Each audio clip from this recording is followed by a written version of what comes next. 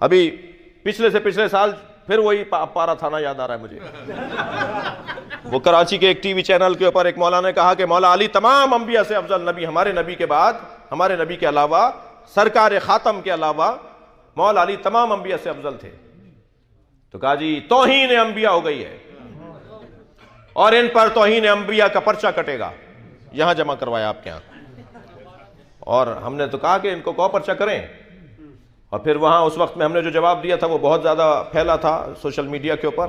میں نے مولانا سے کہا جا کے بولیے کہ صرف فتوے آپ ہی نہیں دیتے، کوئی اور بھی فتویٰ دینا جانتا ہے. یہ کیا بات ہوئی؟ یہ کہنا کہ مولا علی تمام انبیاء سے افضل ہے، اس میں کہاں توہین انبیاء ہے؟ حضرت عیسیٰ مولا علی کے پوتے کے پیچھے نماز پڑھیں گے، اس میں حضرت عیسیٰ کی توہین ہے؟ پہلے تو یہ سمجھاؤ کہ توہین کیسے ہے. جی حضرت عیسیٰ اگر پیچھے نماز پڑھ رہے تو توہین کہاں ہے؟ افضل ہونا مفضول کی توہین نہیں ہے. پہلے تو میں انہی کی زبان میں بات کروں نا. افضل ہونے سے مفضول کی توہین لازم نہیں آتی. کسی کو افضل کہوں گا تو جو مفضول ہو جائے گا وہ توہین ہے. یہ کیا بات ہوئی؟ اور اگر یہی قاعدہ قانون ہے کہ افضل کہنے سے توہین ثابت ہو رہی ہے تو صرف آپ ہی فتویٰ نہیں دیتے، پھر پاکستان کے آئین میں توہین اہل بیت کا قانون بھی ہے. اگر مولا علی کو انبیاء سے افضل کہنا توہین انبیاء ہے تو حضرت ابو بکر کو مولا علی سے افضل کہنا یہ اہل بیت کی توہین ہے.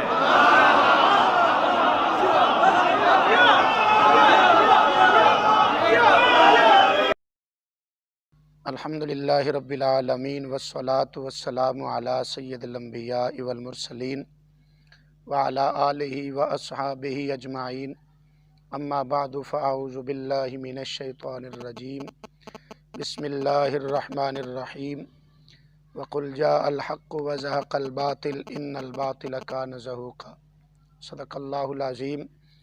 ناظرین، آپ نے شیعہ ذاکر شہنشاہ نقوی کی بات سماعت فرمائی، جس میں وہ اپنے باطل عقیدے کا پرچار کر رہا تھا اور یہ کہہ رہا تھا کہ انبیاء علیہم السلام سے سوائے ہمارے نبی صلی اللہ تعالیٰ علیہ وسلم کے باقی تمام انبیاء سے مولا علی شیر خدا رضی اللہ تعالیٰ عنہ افضل ہیں معاذ اللہ. اور دوسرا یہ بھی کہہ رہا تھا کہ دوسری بات اس نے یہ کی کہ جناب صدیق اکبر رضی اللہ تعالیٰ عنہ اور جناب فاروق اعظم رضی اللہ تعالیٰ عنہ دونوں حضرات سے جناب مولا علی رضی اللہ تعالیٰ عنہ افضل ہیں. ابو بکر و عمر رضی اللہ تعالیٰ عنہ کو مولا علی سے افضل کہنا یہ اہل بیت کی توہین ہے. اور اس بات پہ وہ دلیل یہ دے رہا تھا کہ حضرت امام مہدی رضی اللہ تعالیٰ عنہ جب تشریف لائیں گے آپ تو آپ کے پیچھے جناب حضرت عیسیٰ علیہ السلام اللہ کے نبی جو پیغمبر ہیں وہ نماز ادا کریں گے. کیا یہ اس بات کی دلیل بن سکتی ہے؟ تو اس پر آپ سماعت فرمائیں. سب سے پہلی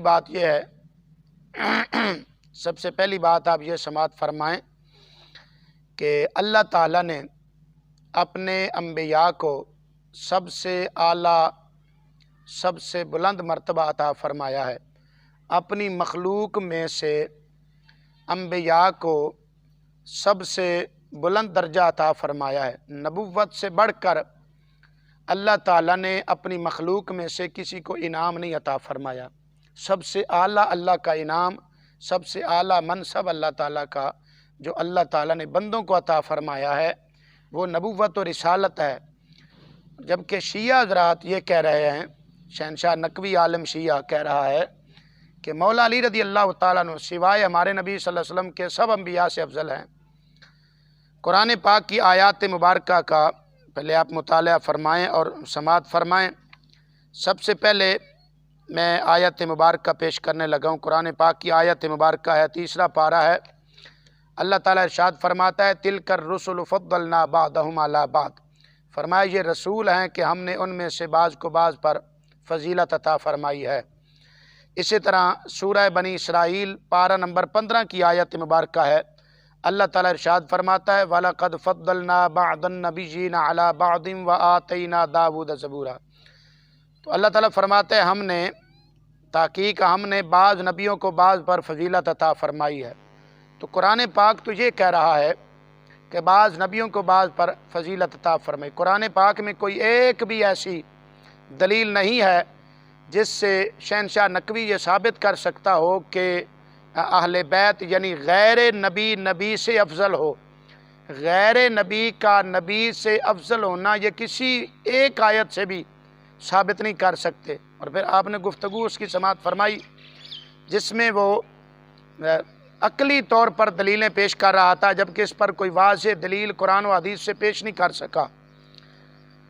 اب ہم اس کی تینوں باتوں کا جواب دیتے ہیں۔ پہلی تو یہ آپ نے سماعت فرمائی کہ اللہ تعالیٰ نے قرآن پاک میں نبیوں کو نبیوں پر یا رسولوں کو رسولوں پر فضیلت عطا فرمائی ہے، غیر نبی کو کسی نبی پر اللہ تعالیٰ نے فضیلت نہیں عطا فرمائی۔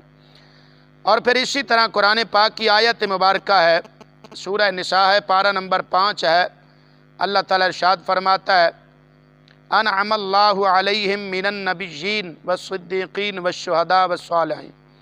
اللہ تعالیٰ نے جو اپنے بندوں کو خاص انعام عطا فرمائے ہیں ان کا تذکرہ فرمایا کہ میرے جو انعام یافتہ بندے ہیں وہ نبیوں کی جماعت ہے، صدیقین کی ہے، شہداء کی ہے، اور صالحین یعنی میرے نیک بندے اولیاء اللہ ہیں۔ تو دیکھیں ان میں بھی اللہ تعالیٰ نے سب سے بڑا انعام کس کو قرار دیا ہے؟ نبوت کو۔ تو نبوت اور رسالت سے بڑھ کر کوئی اللہ تعالیٰ کا دیا ہوا اپنے بندوں کو انعام نہیں ہے۔ جبکہ شہنشاہ نقوی شیعہ ذاکر کیا کہہ رہا ہے کہ مولا علی رضی اللہ تعالیٰ عنہ تمام انبیاء سے سوائے نبی صلی اللہ علیہ وسلم کے، ہمارے نبی صلی اللہ علیہ وسلم کے سوا تمام انبیاء سے مولا علی افضل ہے۔ بالکل باطل عقیدہ ہے، اس پر کوئی ثبوت نہیں پیش کر سکتے۔ مزید اس پر میں ایک حوالہ پیش کرتا ہوں، یہ شیعہ حضرات کی کتاب ہے رجال کشی، اس میں جناب والا اس کا صفحہ نمبر ہے 367 صفحہ پہ جناب حضرت امام جعفر صادق رضی اللہ تعالیٰ عنہ سے روایت ہے۔ آپ فرماتے ہیں من قال انا انبیاء فعلیہ لعنت اللہ ومن شک فی ذالک فعلیہ لعنت اللہ۔ حضرت امام جعفر صادق رضی اللہ تعالیٰ عنہ فرماتے ہیں کہ جس نے یہ کہا کہ ہم انبیاء ہیں اس پر اللہ کی لعنت ہے، اور جو اس میں شک کرے اس پر بھی اللہ کی لعنت ہے۔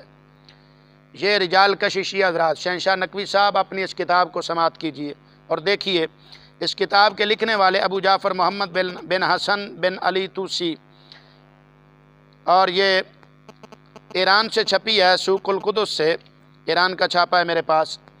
اسی طرح اگلی بات یہ سماعت فرمائیں کہ وہ دلیل یہ دے رہے تھے کہ دیکھیں جناب حضرت ابو بکر و عمر رضی اللہ تعالی عنہما کو مولا علی سے افضل کہنا یہ اہل بیت کی توہین ہے، یہ کہہ رہے تھے۔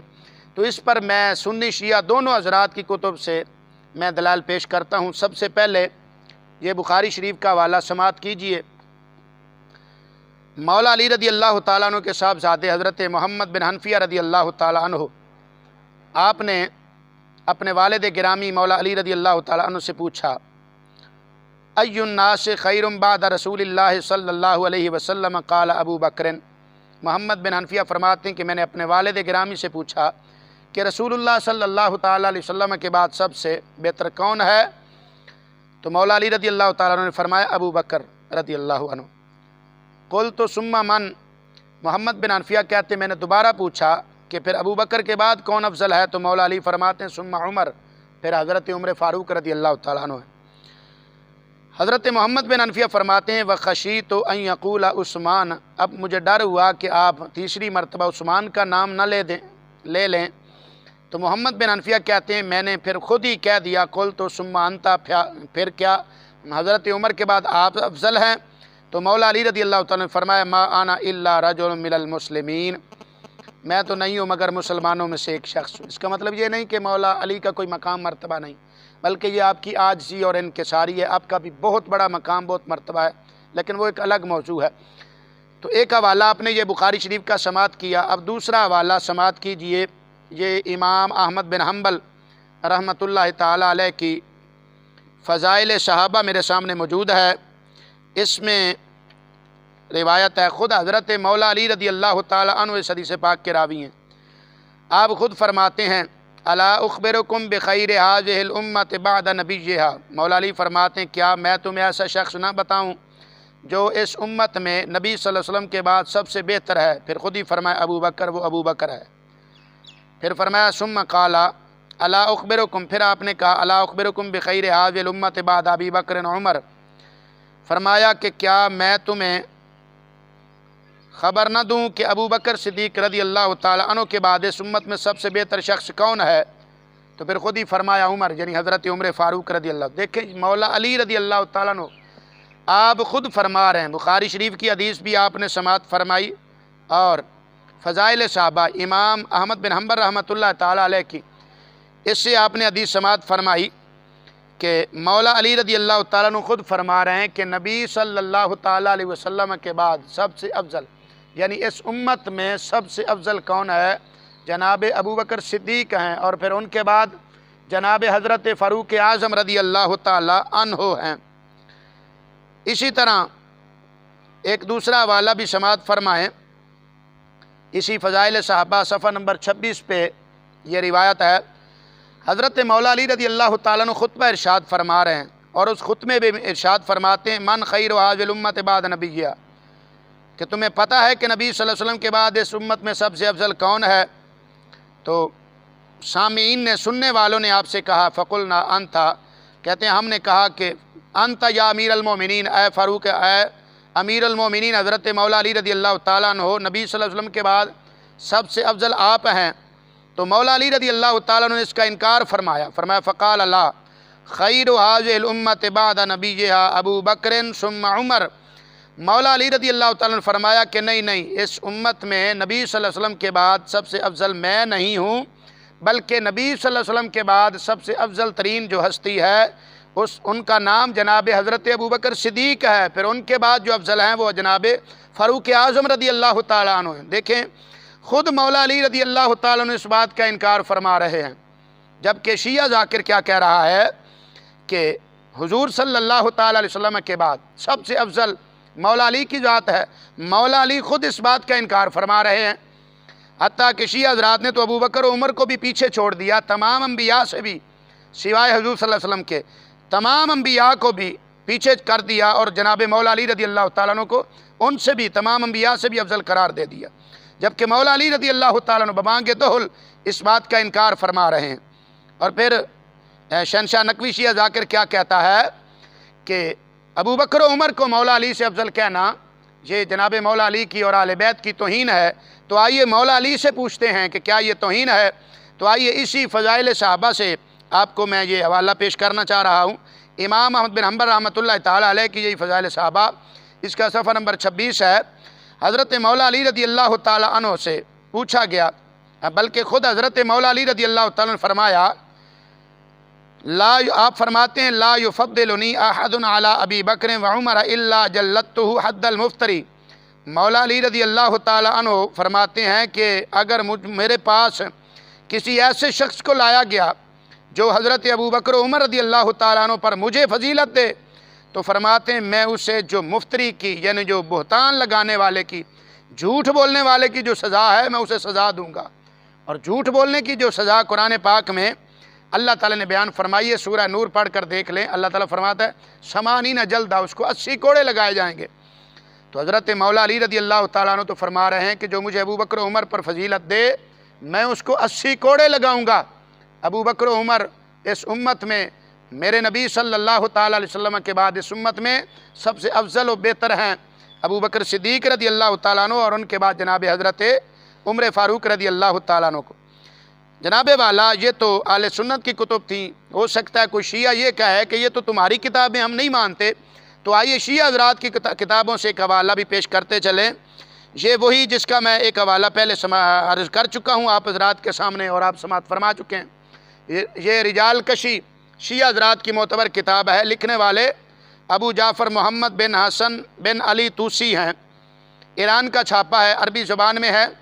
جناب حضرت امام جعفر صادق رضی اللہ تعالیٰ عنہ اس روایت کو روایت کر رہے ہیں، فرماتے ہیں انہ رأى علی علی ممبر الکوفہ، کہ مولا علی رضی اللہ تعالیٰ عنہ کو کوفہ کے ممبر پر دیکھا گیا، वहुव यक़ूल, और आप फरमा रहे थे, लइन ऊतीतु बिरजुलिन युफ़द्दिलुनी अला अबी बकर व उमर लउजल्लिदन्नहु हद्दल मुफ्तरी।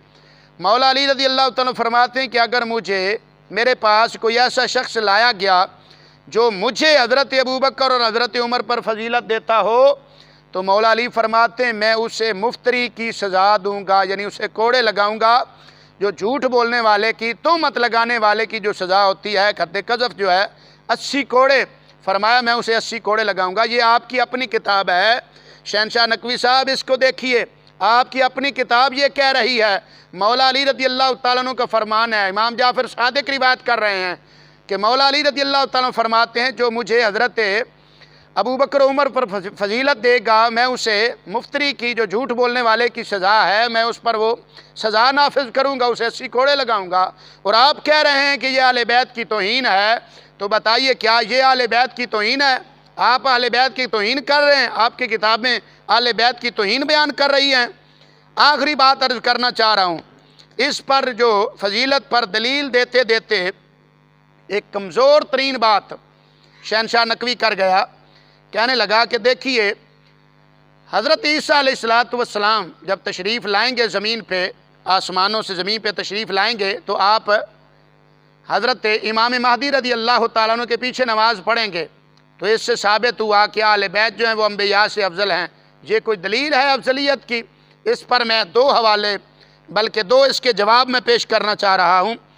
पहला जवाब इसका आप ये समात फरमाएं कि किसी नबी का गैर नबी के पीछे नमाज पढ़ लेना, जी उस गैर नबी के नबी से अफजल होने की दलील नहीं है, बिल्कुल ये दलील नहीं है। अगर ये दलील है तो फिर अभी आप मेरी इस बात का जवाब दीजिए। ये हमारी आले सुन्नत की किताब है, जामे तिरमिज़ी शरीफ, जिल्द अव्वल है, सफ़ा नंबर 238 है। जनाब हज़रत अनस रज़ी अल्लाह तआला अन्हु रिवायत फरमाते हैं, क़ाल रसूलुल्लाह सल्लल्लाहु अलैहि वसल्लम फ़ी मर्दी खल्फ़ अबी बकर क़ाइदा। हज़रत अनस रज़ी अल्लाह तआला अन्हु फरमाती हैं, आखिरी अय्याम अलालत में हजूर सल्लल्लाहु तआला अलैहि वसल्लम ने जनाब सिद्दीक़ अकबर के पीछे नमाज़ पढ़ी। और यही रिवायत इब्न माजा में भी है, इब्न माजा शरीफ में भी है। और इसी तरह दूसरी रिवायत उम्मुल मोमिनीन हज़रत आयशा सिद्दीक़ा रज़ी अल्लाह तआला अन्हा रिवायत फरमा रही हैं कि आखिरी अय्याम में हुज़ूर सल्लल्लाहु तआला अलैहि वसल्लम ने जनाब सिद्दीक़ अकबर के पीछे नमाज़ पढ़ी है। और इन दोनों हदीसों को लेकर हज़रत जनाब इमाम तिरमिज़ी रहमतुल्लाह तआला अलैह फरमाते हैं, क़ाल अबू ईसा हाज़ा हदीसुन हसनुन सहीहुन। और हज़रत अनस वाली हदीस लेख कर भी लिखते हैं, क़ाल अबू ईसा हाज़ा हदीसुन हसन सही, ये सही हदीस है कि हज़रत अनस भी फरमाते हैं और उम्मुल मोमिनीन हज़रत आयशा सिद्दीक़ा दोनों रिवायत फरमा रहे हैं कि मेरे आका करीम सल्लल्लाहु तआला अलैहि वसल्लम ने जनाब अबू बकर सिद्दीक़ के पीछे नमाज़ पढ़ी है। तो अगर किसी के पीछे नमाज़ पढ़ने से जो नमाज़ पढ़ाने वाला है उसका अफजल होना साबित होता है, तो यहाँ आपका क्या ख्याल है? क्या कभी किसी आले सुन्नत के आलिम ने आज तक ये कहा है 1400 साल में कि हज़रत सिद्दीक़ अकबर के पीछे चूँकि हुज़ूर ने नमाज़ पढ़ी लिहाजा अबू बकर सिद्दीक़ अफजल हो गए? अस्तग़फिरुल्लाह अस्तग़फिरुल्लाह। हम कभी भी ये नहीं कह सकते, जबकि ये तुम्हारा क़ायदा कुलिया है कि हज़रत ईसा इमाम महदी के पीछे नमाज़ पढ़ेंगे लिहाजा हज़रत इमाम महदी अफजल हो गए हज़रत ईसा से। ये कहाँ से दलील आ गई? तो इससे अगर दलील बनानी होती तो अहले सुन्नत भी बना लेते, लेकिन हम तो इस अकीदा को कुफ्रिया अकीदा समझते हैं कि कोई गैर नबी को नबी पर फजीलत दे। इसी तरह ये इब्न माजा शरीफ है, ये समात कीजिए, इसमें जनाबे वाला वो रिवायत है हज़रत अब्दुर्रहमान इब्न औफ रज़ी अल्लाह तआला अन्हु, जनाब हज़रत अब्दुर्रहमान इब्न औफ रज़ी अल्लाह तआला अन्हु के पीछे मेरे मुस्तफ़ा करीम, बल्कि पूरा एक बाब है, इमाम इब्न माजा ने पूरा बाब बांधा है। फरमाया बाबु माजा फ़ी सलात रसूलिल्लाह सल्लल्लाहु अलैहि वसल्लम खल्फ़ रजुलिन मिन उम्मतिही के रसूलुल्लाह सल्लल्लाहु अलैहि वसल्लम का अपने किसी उम्मती के पीछे नमाज़ पढ़ना, पूरा बाब है, उसके तहत हदीस लाया है। फरमाते हैं कि एक मरतबा जनाब हज़रत अब्दुर्रहमान इब्न औफ रज़ी अल्लाह तआला अन्हु आप मस्जिद में तशरीफ़ फरमा है। आका करीम सल्लल्लाहु तआला अलैहि वसल्लम थोड़ा लेट हो गए, देर से तशरीफ़ लाए, तो सहाबा कराम ने अब्दुर्रहमान इब्न औफ से कहा कि आप नमाज़ पढ़ा दीजिए। حدیث پاک کے الفاظ سماعت کیجئے۔ وقد صلی بہم عبد الرحمن ابن عوف رکعتن، حضرت عبد الرحمن ابن عوف نے ایک رکعت پڑھا لی تھی، نماز فجر پڑھا رہے تھے۔ فلما احس بالنبی صلی اللہ علیہ وسلم ذهب یتاخر، جب حضرت عبد الرحمن ابن عوف نے رسول اللہ صلی اللہ علیہ وسلم کو آتے ہوئے محسوس فرمایا تو آپ پیچھے ہٹنے لگے۔ فاوما الیہ النبی صلی اللہ علیہ وسلم ان یتم الصلاۃ، آقا کریم صلی اللہ علیہ وسلم نے نماز پڑھنے کی طرف اشارہ فرمایا کہ تم نماز پوری کرو۔ قال وقد احسنت كذلك ففعل، اور آقا کریم صلی اللہ علیہ وسلم نے فرمایا عبد الرحمن تم نے اچھا کیا۔ تو ایک رکعت پڑھا چکے تھے، میرے آقا تشریف لائے تو آپ نے اشارہ فرمایا، عبد الرحمن ابن عوف پیچھے ہٹنے لگے، حضور نے اشارہ فرمایا نماز پوری کرو۔ تو حضرت عبد الرحمن ابن عوف نے نماز مکمل کروائی اور ایک رکعت فجر کی۔ حضور نے عبد الرحمن ابن عوف جو کہ عشرہ مبشرہ میں جن کا شمار ہے، ان کے پیچھے حضور صلی اللہ علیہ وسلم نے نماز پڑھی۔ کیا کبھی آج تک کہ اہل سنت کے کسی عالم نے کہا ہے کہ چونکہ حضور نے آپ کے پیچھے نماز پڑھی تو آپ افضل ہو گئے؟ تو اس سے افضلیت کیسے ثابت ہوتی ہے؟ یہ تو تھا تحقیقی جواب۔ اب ایک الزامی جواب سماعت کیجئے۔ یہ جناب والا آپ کی تفسیر کمی ہے، اس کو سماعت کیجئے۔ تفسیر کمی ہے شہنشاہ نقوی صاحب، یہ آپ کی کتاب ہے، اس کا صفحہ نمبر 516 ہے، ایران کا چھاپا ہے اصل عربی میں۔ یہ لکھا ہے ثم قام وتحیّا للصلاۃ وحضر المسجد ووقف خلف ابی بکر وصلی لنفسہ، مولا علی رضی اللہ تعالیٰ عنہ مسجد میں تشریف لائے اور جناب ابو بکر صدیق کے پیچھے نماز پڑھی۔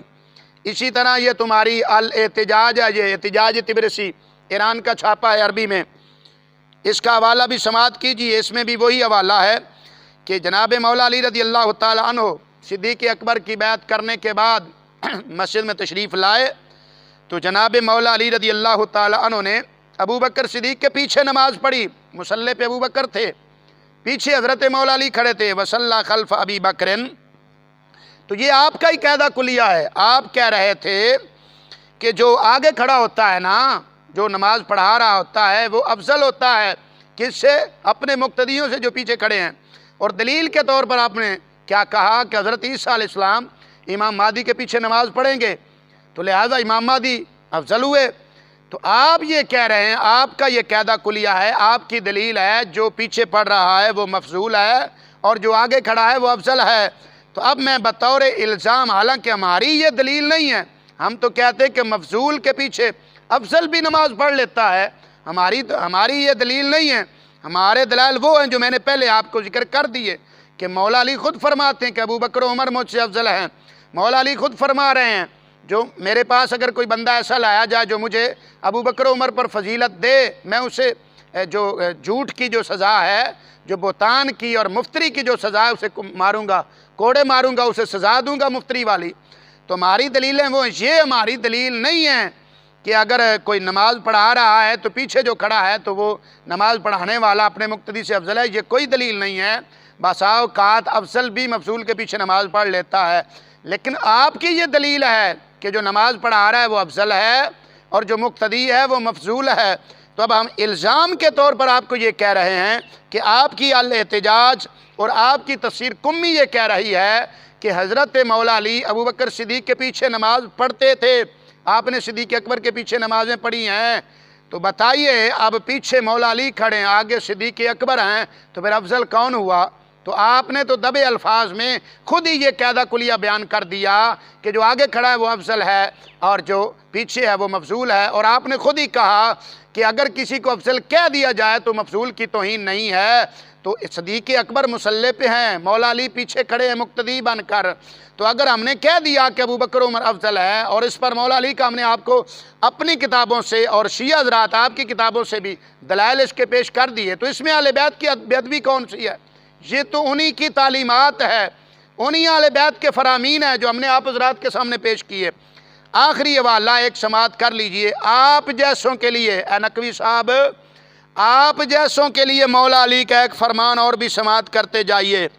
مولا علی رضی اللہ تعالیٰ عنہ فرما گئے، یہ آپ کی ناج البلاغہ ہے، یہ سماعت کیجئے، ناج البلاغہ غور سے دیکھیے گا اسے، اس کا صفحہ نمبر 727 اور یہی حوالہ جناب والا 823 پر، دونوں صفحات پر یہ حوالہ موجود ہے۔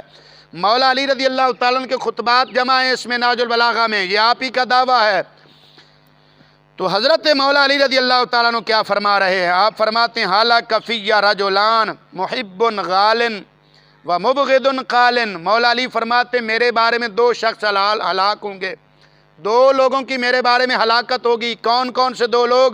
فرمائے ایک وہ بندہ جو میری محبت میں غلو کرے، یعنی حد سے بڑھ جائے، میرے ساتھ اتنی محبت کرے کہ حد سے بڑھ جائے، یعنی میرے لیے وہ مقام وہ مرتبہ میرے لیے ثابت کرنے کی کوشش کرے جو میرا مرتبہ نہیں ہے، جو مجھے حد سے بڑھائے، فرمایا وہ بھی ہلاک ہو جائے گا۔ وَمُبْغِضٌ قَالٍ، فرمایا جو اللہ تعالیٰ نے مجھے مقام و مرتبہ عطا فرمایا ہے، کوئی اگر حسد اور بغض رکھتے ہوئے مجھے اس مرتبے سے کم کرے تو فرمایا وہ بھی ہلاک ہو جائے گا۔ تو ہم اہل سنت و جماعت الحمدللہ ثم الحمدللہ مولا علی کا جو اصل مرتبہ ہے، نہ تو رافضیوں کی طرح مولا علی کو ان کے جو مرتبہ ہے اس سے بڑھانے کی کوشش کرتے ہیں، اور نہ ہی ناصبیوں کی طرح جو اہل بیت سے دشمنی رکھنے والے ہیں، جو مولا علی کا اصل مقام و مرتبہ نہ اس سے ہم کم کرتے ہیں۔ ہم الحمدللہ مولا علی رضی اللہ تعالیٰ عنہ کا وہ مقام بیان کرتے ہیں، وہ مرتبہ بیان کرتے ہیں، وہ عقیدہ رکھتے ہیں آپ کے بارے میں جو مولا علی رضی اللہ تعالیٰ عنہ نے یا دیگر ائمہ اہل بیت نے اپنے لیے خود بیان فرمایا ہے۔ دعا ہے اللہ تعالیٰ ہم سب کو سمجھنے کی، عمل کی توفیق عطا فرمائے۔ آمین۔ وآخر دعوانا الحمدللہ رب العالمین۔